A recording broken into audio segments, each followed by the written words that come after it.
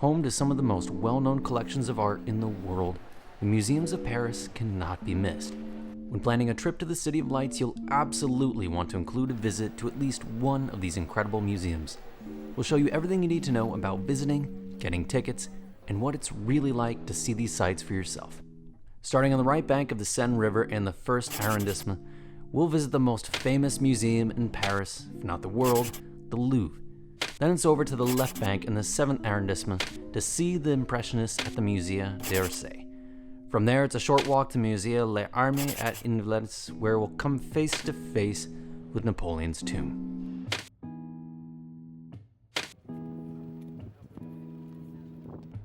Like every major Parisian site, tickets for the Louvre will sell out in advance, and reservations are required. If you only plan on seeing this one museum, you can purchase your tickets directly from the Louvre website, and they will cost about €32 per person. If you plan on seeing more than one museum, instead of buying tickets individually, you can get a better value with the Paris Museum Pass. This pass will include all 3 museums we're seeing today, as well as the chateaux like Versailles, which we'll cover in another video. But even with the Paris Museum Pass, you will still need to make reservations for a timed ticket, and this is where your day will start. In front of the main entrance, there are multiple lines, each with different numbers. These are for the different time slots that you'll find in your reservation. Find the one that corresponds to your ticket and wait. Inside, the museum is divided into 3 different wings: the Richelieu, the Sully, and the Denon. Allow several hours for a visit here, as each one of these wings is massive and takes a long time to navigate. We'll focus on the Sully, home to Greek antiquities like Venus de Milo, and the Denon, home to a variety of European sculptures and paintings like the Mona Lisa. The Sully begins with a brief history of the Louvre, which began as a medieval fortress around the 12th century, then later remodeled several times into the royal palace, which Louis XIV opted to use to display the royal collection, instead making his residence in Versailles. From the French Revolution, the Louvre officially became a museum, now bringing in works from all over the world, including the ancient Egyptian collections. The Sully wing holds over 50,000 works of artifacts from ancient Egypt, making it one of the largest collections on Earth. The Great Sphinx of Tanis is the first piece in the collection, greeting visitors at the top of the staircase as they enter the exhibit.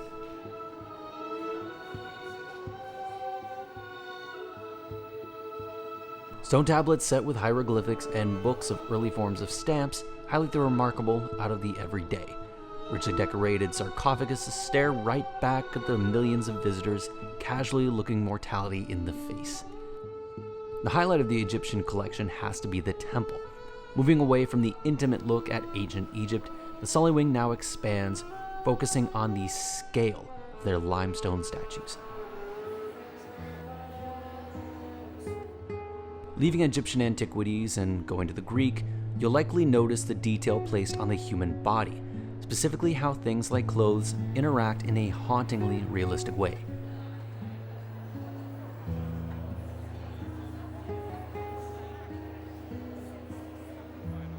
Venus de Milo stands at the end of the hall, swarmed by visitors all lined along the front to get the perfect shot. Behind her, Alexander the Great looks on with envy, only getting attention from tour guides looking for a corner to hide in while they ramble on further about the Venus de Milo. For all his accomplishments, poor old Alex just can't compete with a naked woman.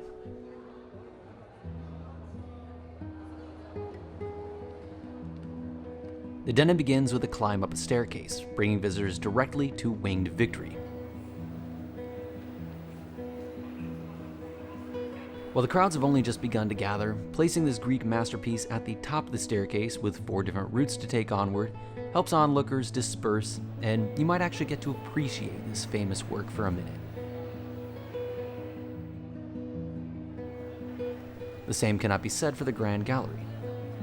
It starts innocently enough, with many of Da Vinci's works featuring the one and only face he seemed to know how to paint, before condensing into a small room for his masterwork, the Mona Lisa.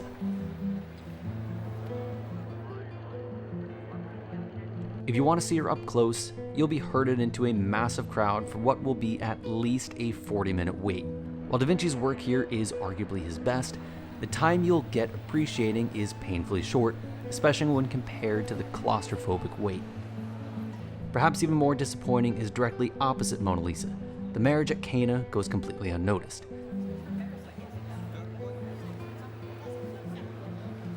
Veronese's depiction of Christ turning water into wine is the largest painting in the Louvre, and it is entirely overshadowed by Mona Lisa. Alexander could empathize. Just past Mona Lisa are many of the great French paintings, notably Géricault's Medusa's Raft, Delaroche's Bonaparte crossing the Alps, and Delacroix's Liberty leading the people. We'll exit the Louvre on this note of French romanticism, making our way through the gardens and toward the Seine River.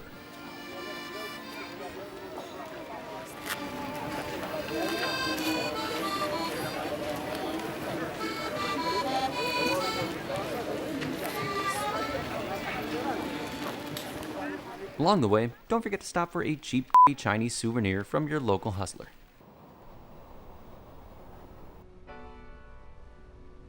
A short 5-minute walk across a bridge to the left bank of the Seine brings you to the Musée d'Orsay. There are no timed entrances or reservations needed. If you're using the Paris Museum Pass, just scan in and you're good. Running out of a converted train station, this is one of my personal favorite museums anywhere in the world. Immediately, you'll notice just how open and quiet it is here, seeing much lighter crowds than the Louvre. You'll still have to deal with the occasional tour group with the guide yapping into their radio, but even their presence doesn't diminish the surprisingly relaxed, calm atmosphere such a major attraction has. In contrast to the Louvre, there's space to breathe and time to take appreciating the artwork. The art featured here is based mostly around the Impressionists and Post-Impressionists, keeping a consistent style and theme to the museum.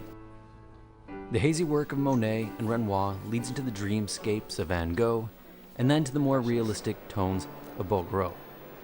Here you can take your time and appreciate the similarities and differences between the many variations Impressionism takes. Some of the most recognizable pieces displayed are on the 5th floor, where a view from Paris behind the clock tower can be seen. Here you'll find Renoir's Bal du Moulin de la Galette, portraying a classic Parisian scene in Montmartre. It's quintessential Impressionist art, not too abstract but not too photorealistic. It's exactly what its namesake implies. It's an impression. If you look closely enough, you can almost see the subjects of this painting's eyes rolling as I try to pronounce all these French names. Perhaps the one work more well known here comes from Van Gogh. Thought to be his last self-portrait, the wavy, flowing background contrasts with his sharp, unmoving gaze.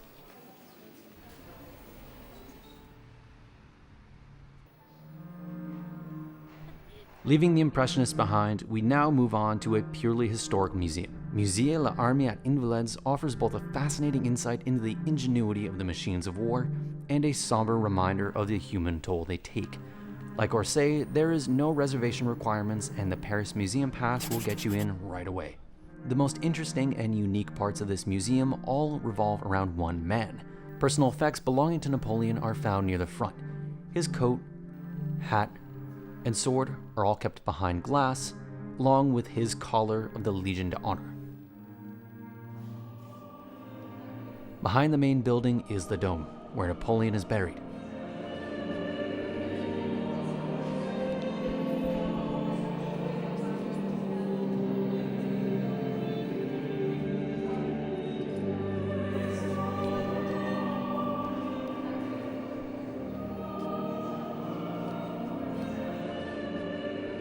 Venturing down to the catacombs, you'll come face to face with the Emperor of France.